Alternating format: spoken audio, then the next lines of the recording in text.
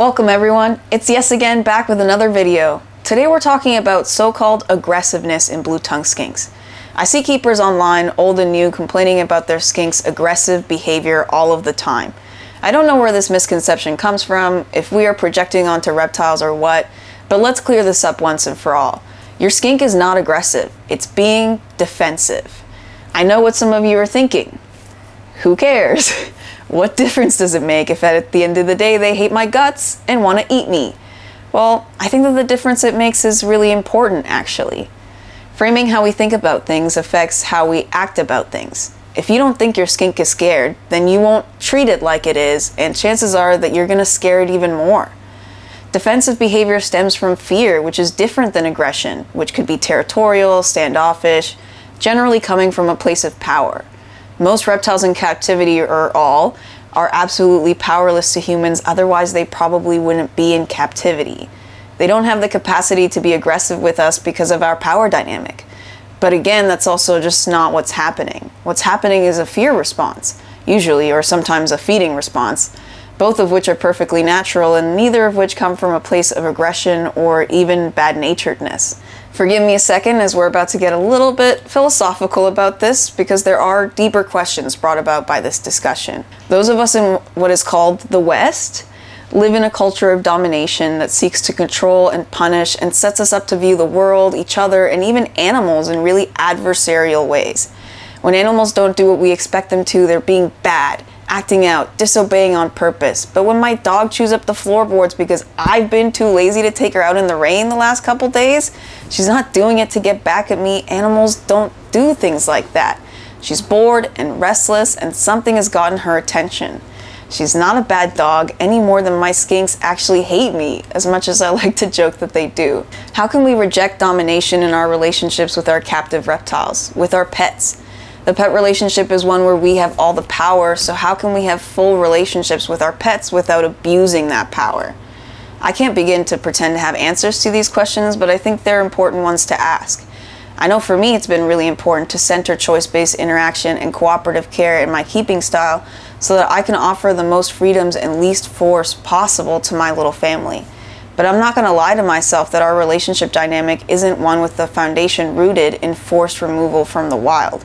And we can try to dress it up as pretty as we want, but the fact remains that there is an imbalance of power in human relationships with wildlife, period. And much more intensely so with our pets. This isn't to say they can't or don't benefit from that relationship when kept properly. Freedom from predation, access to medical care, takeout dinners, longer lifespans, these are all benefits that can't be denied. I think that all animals benefit when people view them with fondness rather than with disdain. So being in close relationship offers that benefit as well. Also, not to get too mushy, but I love my pets and that love enriches my life. I'm reminded of what Bell Hooks said in her book All About Love. Domination cannot exist in any social situation where a love ethic prevails. When love is present, the desire to dominate and exercise power cannot rule the day. Labeling skinks as aggressive firmly plants them in the category of thing that needs to be controlled, whereas acknowledging that their behavior is defensive and comes from a place of fear puts the responsibility back on us to adapt our behaviors in order to make the skink feel more comfortable. I think that one of our main responsibilities as keepers is to learn more about our animals, understanding their species-specific body language and cues and their individual personalities. Get to know what it looks like when they are feeling curious versus when they are afraid.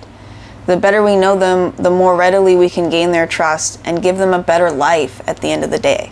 I want to make sure it doesn't sound like I'm saying I think that you have to love your reptiles in order to take good care of them. I know that love is complicated for everybody, but I want to apply the concept of a love ethic and moving away from domination to reptiles and their behaviors. So understanding that they're not being aggressive, they're being defensive, and also we are scaring them. So how can I, as a big scary monkey, be less scary? I feel like there was something missing in my discussion about love.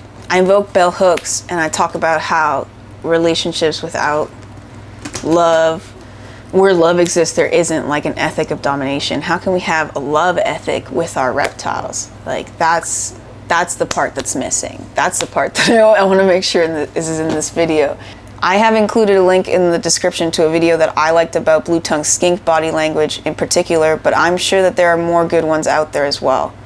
I hope that this has been helpful for you in better understanding your blue tongue skink and maybe your other pets as well. Thank you for taking the time to come and learn with me. Huge shout out to my patron, Billy. My Patreon is linked below if you're interested in checking that out. Take care, everybody, and don't forget to make room for reptiles.